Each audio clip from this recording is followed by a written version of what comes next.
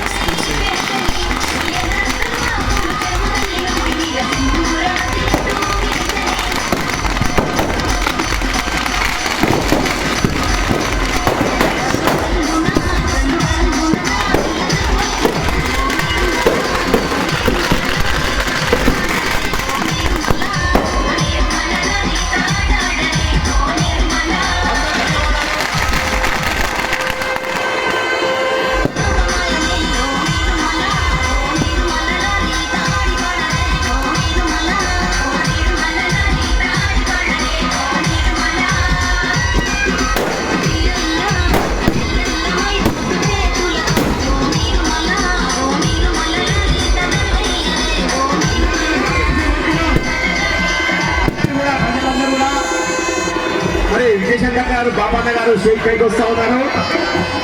మరి అందరూ దారిగా కోరుతా ఉన్నాం.